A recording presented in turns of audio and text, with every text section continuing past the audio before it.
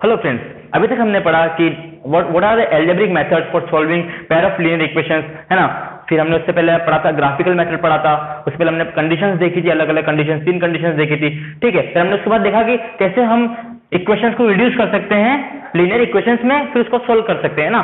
तो अभी तक हमने जितना ही पढ़ा उससे ज्यादा इंपॉर्टेंट एक क्वेश्चन हम करेंगे अभी, क्योंकि ये क्वेश्चन एग्जाम में आने के चांसेस बहुत ज्यादा होते हैं, ठीक है। ये बहुत इंपॉर्टेंट क्वेश्चन है, इसको बोलते हैं रिवर बोट प्रॉब्लम या फिर रिवर बोट प्रॉब्लम या स्ट्रीम बोट प्रॉब्लम इसको बोलते हैं। तो ये बहुत इंपॉर्टेंट क्वेश्चन है, इसको मैं आपको समझाऊंगा, ठीक है। तो ठीक है, पहले आपको समझाता हूं कि मान लीजिए एक रिवर बह रही है, एक रिवर है, उसके अंदर एक बोट है, ठीक है। जब बोट रिवर के डायरेक्शन में जाती है, मान लीजिए रिवर इस डायरेक्शन में बह रही है, जब बोट रिवर के डायरेक्शन में जाती है तब उसे बोलते हैं डाउन स्ट्रीम। क्या बोलते हैं उसे? Down stream. और जब बोट रिवर के डायरेक्शन के अपोजिट जा रही है, जब मान लीजिए रिवर इस तरफ फ्लो हो रही है और बोट उसके अपोजिट जा रही है, जिसे बोलते हैं हम अप स्ट्रीम। जब उसके फ्लो के साथ जा रही है तब डाउन स्ट्रीम, और जब उसके अपोजिट जा रही है तो फ्लो स्ट्रीम। इसको ऐसे एज्यूम कीजिए, समझ लीजिए आप बस के ऊपर खड़े हैं, एक बस चल रही है, ठीक है। अब उसके बस के ऊपर उसके साथ चलेंगे तो हो जाता है डाउन स्ट्रीम, और समझ लीजिए बस ऐसे जा रही है और आप इस पे ऐसे चलेंगे तो ये अप स्ट्रीम हो जाएगा, ठीक है। अब इसमें देखते हैं कि हमको क्या स्पीड माननी पड़ती है, कैसे हम इसको कैसे इसके इक्वेशन फ्रेम करते हैं, ठीक है। एक एजम्पशन होगा जो हमको हर बार मानना है, ठीक है। Let speed of boat in still water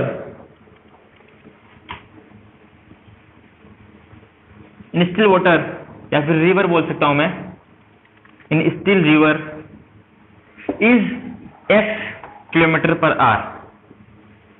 मतलब अगर नदी नहीं बह रही होगी तब बोट की स्पीड कितनी मान ली हमने? x किलोमीटर पर आवर, ठीक है। और let the speed of stream या फिर स्पीड ऑफ रिवर या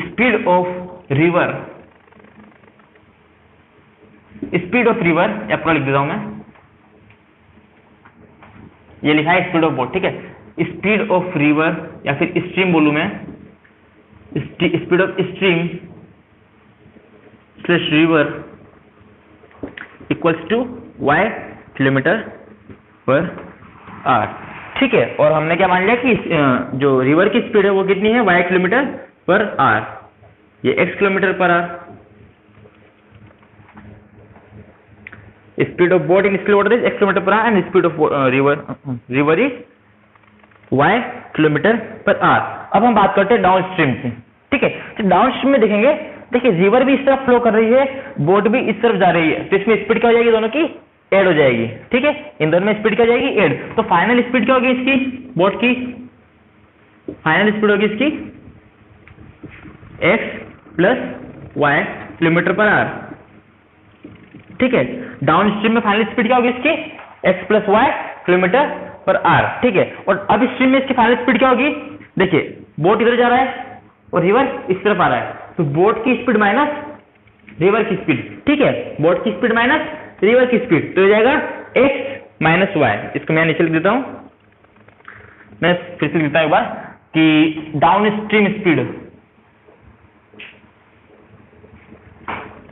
वो कितनी आएगी? x plus y kilometre per our, x plus y kilometre per our. ये कभी मीटर पर सेकंड में कर सकता है, तो मैं इसको जनरल लेकर चल रहा हूं किलोमीटर पर आवर में। और अब स्ट्रीम स्पीड आएगी इसकी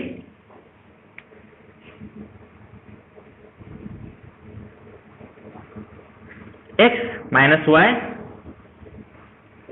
y किलोमीटर पर आवर, ठीक है।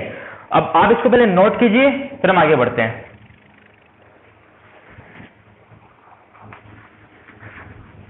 तो अभी हमने देखा कि डाउन स्ट्रीम स्पीड होती है x plus y kilometre per hour, और अप स्ट्रीम स्पीड होती है x minus y kilometre per our. वहां जहां पे x क्या है, यहाँ पे speed of boat in still water, और y क्या है यहाँ पे? स्ट्रीम की स्पीड है, रिवर की स्पीड, ठीक है। अब हमें क्वेश्चन देखते हैं। क्वेश्चन है ये एनसीईआरटी का एग्जांपल नंबर 19। आप बुक में भी देख सकते हैं, क्वेश्चन पढ़ सकते हैं, उसके बाद यहाँ पे आके दोबारा आप देख सकते हैं, वीडियो को पॉज कर सकते हैं, आप क्वेश्चन पढ़ लीजिए, फिर मैं आपको क्वेश्चन एक्सप्लेन करता हूँ, ठीक है। क्वेश्चन ये है कि अ boat goes 30 kilometre up stream and 44 kilometre down stream in 10 hours. ठीक है, इसका मतलब क्या है, वो 30 किलोमीटर अप स्ट्रीम गई और 44 किलोमीटर डाउन स्ट्रीम में कितने घंटे में, 10 घंटे में। और फिर आगे भी दिया है उसमें कि same boat goes 40 kilometre up stream and 55 kilometre down stream in 13 hours. इसका मतलब 40 किलोमीटर अप स्ट्रीम गई और 55 किलोमीटर डाउन स्ट्रीम गई अगले 13 घंटे में। ठीक है, उसने बोला है find the stream speed and boat speed in still water. ठीक है, अब आपको स्ट्रीम की स्पीड निकालनी है और बोट की स्पीड निकालनी है।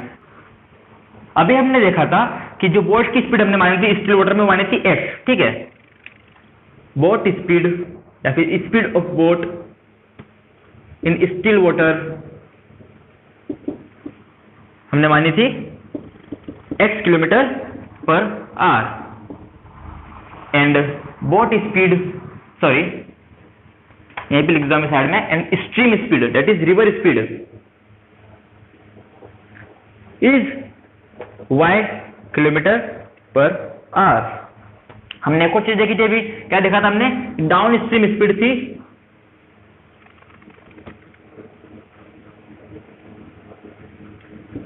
x plus y kilometre per hour और अप स्ट्रीम स्पीड थी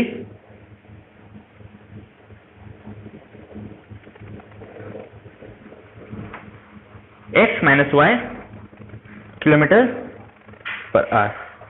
ठीक है, हाँ, तो हम बनाएंगे इक्वेशन टाइम के टर्म में। क्या, टाइम के टर्म में। ठीक है, हम पहले क्वेश्चन को कंसीडर करते हैं। हम मान चलते हैं कि जब वो बोट डाउन स्ट्रीम जा रही थी तो उसको लगा t1 टाइम, और जब वो अप स्ट्रीम गई तो उसको लगा t2 टाइम। और हमको पता है कि इन दोनों को टाइम मिला के कितना लगा टोटल 10 आवर्स। मतलब हमको पता है कि t1 plus t2 equals to 10। अब हमको पता है, हमको एक फॉर्मूला पता है फिजिक्स से कि स्पीड इनटू टाइम मतलब distance equals to speed into time, which implies time equals to distance by speed. ठीक है, अब देखते हैं हम कि किसमें हमको अप स्ट्रीम कितना टाइम लगा और डाउन स्ट्रीम कितना टाइम लगा। ठीक है, अब डाउन स्ट्रीम की बात करते हैं। ठीक है, तो डाउन स्ट्रीम में बात करेंगे, हमको टाइम का पता नहीं है, वो था हमारा t1, हमने मान लिया इसको t1। तो t1 equal to distance by speed, उसकी डाउन स्ट्रीम की स्पीड कितनी थी, x plus y kilometre per hour. ठीक है, स्पीड कितनी थी उसकी, x plus y kilometre per hour, और डिस्टेंस कितना गया वो डाउन स्ट्रीम में 44 किलोमीटर। तो उसका टाइम क्या हो गया, तो t1 कितना हो गया है, तो t1 हो गया हमारा डिस्टेंस अपॉन टाइम। डिस्टेंस कितना था इसका डाउन स्ट्रीम का 44 किलोमीटर। ठीक है, अपॉन इसका स्पीड, इसका स्पीड कितना था डाउन स्ट्रीम का, x plus y kilometre per hour. वैसे हम t2 निकालेंगे, t2 is upstream time that is distance upon time, again distance upon time. इसका डिस्टेंस कितना था अप स्ट्रीम का 30 किलोमीटर, और इसका स्पीड कितना था x minus y kilometre per hour. और हमको पता है कि t1 प्लस t2 कितना है 10 आवर्स है कि नहीं। तो t1 कितना है 44 kilometre, 44 by x plus y plus t2 that is 30 by x minus y equals to 10। ठीक है, ये हमारे पास आ गई इक्वेशन नंबर 1। ठीक है, सिमिलरली हम इस सेकंड कंडीशन के लिए भी यही करेंगे। क्या करेंगे, हम मान के चल रहे कि इसको जाने में लगा t3 टाइम, इसको वापस आने में लगा t4 टाइम। मतलब उसका डाउन स्ट्रीम टाइम था t1 t3 और अप स्ट्रीम टाइम था t4, और दोनों मिलाके कितना होगा उसको 13 आवर्स। तो t3 plus t4 equal to 13। अब हमको यहाँ पे निकालने t3 और t4। ठीक है, t3 time is equal to distance upon speed, distance divided by speed. Distance कितना है इसका डिस्टेंस है डाउन स्ट्रीम का 55 किलोमीटर। ठीक है, इसका स्पीड कितना है x plus down stream speed होता है x प्लस वाई, और t4 निकालते हैं हम ऐसे ही डिस्टेंस अपॉन टाइम। t4 मतलब up stream distance, up stream distance कितना था 40 किलोमीटर सेकंड टाइम में, सेकंड कंडीशन में, और इसका स्पीड कितना होगा x माइनस वाई। ठीक है, अब इसको हम सब्स्टिट्यूट करेंगे यहाँ पर। जब यहाँ पे सब्स्टिट्यूट करेंगे तो T3 की जगह हमने 55 by x plus y plus T4 that is 40 by x minus y equals to 13। ठीक है, हमारे पास ये दो इक्वेशंस आ गई है। अब हम इन दो इक्वेशंस को सॉल्व करना है। ठीक है, मैं आपको एक बार फिर समझा देता हूं। क्या करा हमने माना हमने इसको टाइम के टर्म में इक्वेशन बनाने की कोशिश करी, मतलब हमने कोशिश किया कि हम टाइम के टर्म्स में इसकी इक्वेशन बनाए। ठीक है, तो हमने क्या किया कि माना कि जब पहली बार जब वो डाउन स्ट्रीम गया और अप स्ट्रीम आया, तब मान लिया उसको टोटल लगे मतलब डाउन स्ट्रीम का टाइम लगा उसको T1 और अप स्ट्रीम का टाइम लगा उसको T2। टोटल कितना लगा उसको टाइम, यहाँ पे दे रखा था हमको 10 आवर्स। ठीक है, और हमको T1 पता है, T2 पता है। कैसे पता है? क्योंकि हमको पता है कि T1 है जो है डाउन स्ट्रीम टाइम है, और ये होता है distance upon speed. Distance upon speed, distance कितना था इसका 44 किलोमीटर, और डाउन स्ट्रीम स्पीड कितना था x plus y, 44 by x plus y. T2 that is upstream time, वो होगा upstream speed, distance upon upstream speed. तो upstream distance कितना था 30 किलोमीटर, और अप स्ट्रीम स्पीड कितना था that is x minus y kilometre per hour. ठीक है, तो हमारा T2 निकाल लिया। उसी तरह हमने दोबारा ये सेकंड कंडीशन में अप्लाई किया, तो हमारे पास दूसरी इक्वेशन आ गई। ठीक है, अब आप इसको नोट डाउन कीजिए, फिर हम इन इक्वेशन से आगे सोल्व करके बस आपको आंसर लाने की कोशिश करते हैं। तो हमने इसकी इक्वेशन बना ली है। ठीक है, अभी इक्वेशन बनाने में हमको बहुत टाइम लगा था, पर मैं आपको बताता हूँ इसकी इक्वेशन जल्दी से हम कैसे बना सकते हैं। ठीक है, कैसे बना सकते हैं? हमको पता है डाउन स्ट्रीम स्पीड पता है x plus y, upstream speed पता है x माइनस वाई। हमको पता है कि distance of downstream divided by speed of downstream 44 by x plus y plus distance of upstream 30 by speed of upstream x minus y equals to total time that is 10। ठीक है, ये हमारी equation number 1। डिस्टेंस दोबारा second condition देखेंगे, distance of down stream that is 55 by x plus y plus 40 इस distance of upstream divide by x minus y equals to 13। ये हमारी इक्वेशन नंबर 2। अब देखिए, हमने ऐसा क्वेश्चन थोड़ी देर पहले किया था। इसमें वो हमने जो किया था कि equation which can be reduced to the pair of linear equation. ठीक है, तो यहाँ पे हम इसको रिड्यूस करेंगे। कैसे? हमने मान लिया कि x plus y equals to p and 1 by x minus y equals to q। Books में जो हमारा दे रखा है वहां पे p की जगह u दे रखा है, यहाँ पे q की जगह v दे रखा है। तो हमको इसका टेंशन लेना है, कोई भी हम वेरिएबल लेंगे आंसर हमारा वही आएगा। ठीक है, हमने x प्लस वाई को p मान लिया, 1 बाय x माइनस वाई को q मान लिया। अब इसको रिप्लेस करेंगे तो 44 1 बाय x प्लस वाई की जगह हमने क्या लिख दिया p, 44p plus 30 1 by x minus y की जगह q इक्वल्स टू 10। इसको नाम दे दिया हमने इक्वेशन 1 डैश। ठीक है, और हमने इसको मैं लाइन दे देता हूं इधर ताकि आपको अलग दिख जाए, है ना। और सेकंड क्वेश्चन में जाएंगे हम 55p plus 40q equals to 13। हमारी इक्वेशन हो गई 2 डैश। ठीक है, अब देखिए हमारे पास लीनियर इक्वेशन आ गई ये दो। अब इसको आराम से सॉल्व कर सकते हैं किसी भी एक मेथड से, सब्स्टिट्यूशन से, एलिमिनेशन से, या फिर क्रॉस मल्टीप्लिकेशन से। मैं इसको दोबारा एलिमिनेशन से करूंगा क्योंकि एलिमिनेशन हमको सबसे इजी पड़ता है। कैसे? मैं कोशिश करूंगा q को एलिमिनेट करने की। q को एलिमिनेट करने के लिए मुझे देखो, इसमें मैं 4 का मल्टीप्लाई करूंगा तो बन जाएगा 120, और इसमें मैं 3 का मल्टीप्लाई करूंगा तो बन जाएगा 120। तो 120 से 120 कैंसिल हो जाएगा।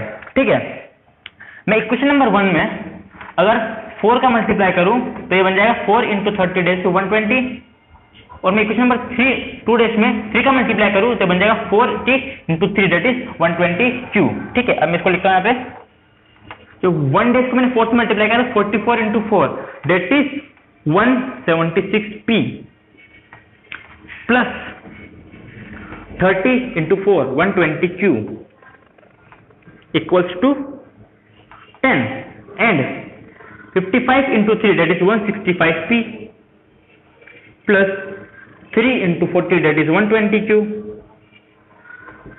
सॉरी, ये 4 इंटू 10 40 था, हाँ, और 3 इंटू 13 दैट इज 39। अब इसको हम माइनस करेंगे क्यों माइनस करेंगे? क्योंकि देखिए यहाँ पे दोनों का साइन सेम है और हमको कैंसिल करने के लिए दोनों के साइन क्या चाहिए? अपोजिट चाहिए। तो मैंने क्या माइनस किया, यहाँ माइनस किया और यहाँ भी माइनस किया। तो इसमें से जब इसको माइनस करेंगे तो क्या जाएगा? 11p। 176 minus 165 is 11 and 120q minus 120q is 0, तो कैंसिल हो गया। और 40 माइनस 39 दैट इज 1।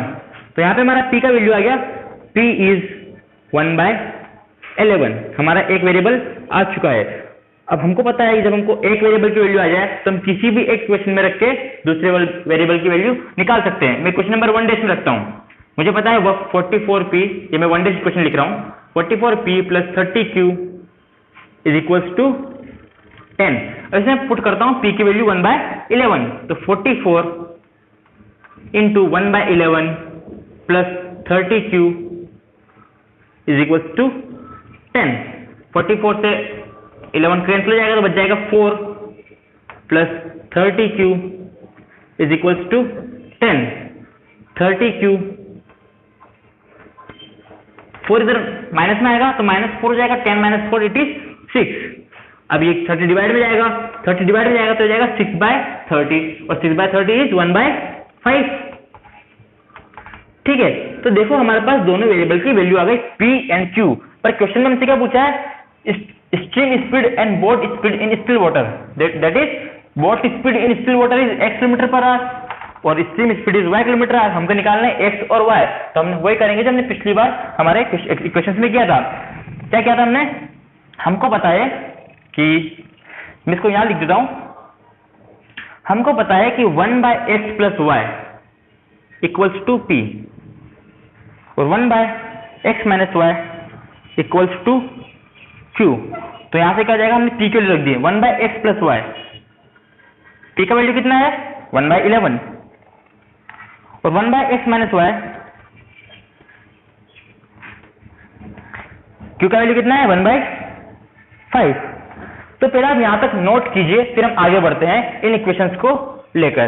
ठीक है, अभी तक हम यहां तक पहुंचे, हम इससे आगे बढ़ेंगे। अब अब हम आगे बढ़ते हैं। तो अभी हमने क्या दो इक्वेशंस निकाली है, that is 1/x plus y equals to 1/11, है ना? ये इक्वेशन थी। अब देखो इसका हम क्रॉस मल्टीप्लाई करते हैं, तो 11 इधर जाएगा, x प्लस y इधर आएगा, तो जाएगा 11 is equals to x plus y। इसको हम कैसे लिख सकते हैं? x plus y equals to 11। ठीक है, इसको हमने इक्वेशन नंबर दे दिया a।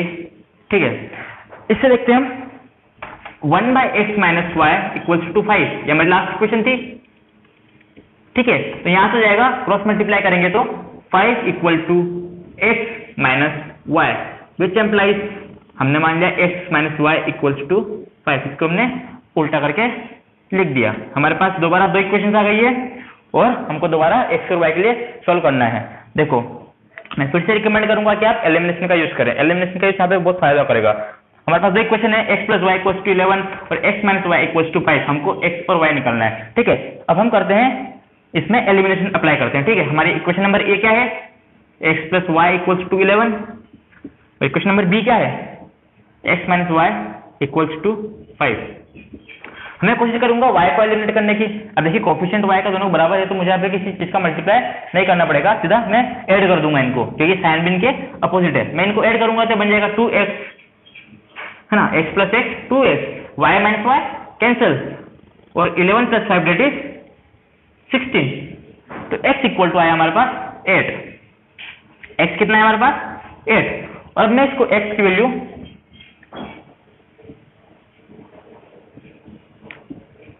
जब हमारे पास एक वेरिएबल की वैल्यू आ जाती है तो हम क्या करते हैं? हम किसी भी एक क्वेश्चन जाकर रख देते हैं। ठीक है, मैं क्वेश्चन नंबर 1 में रखता हूं। मुझे पता है कि x plus y equals to 11।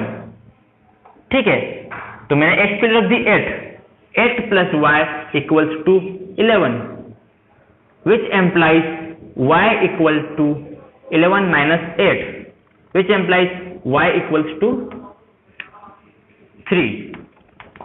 तो हमारा फाइनल आंसर क्या आया? जो बोट की स्पीड है स्टिल वाटर में वो है x kilometre per hour, that is boat speed in still water is boat speed. Final answer में आया boat speed equal to 8 kilometre per our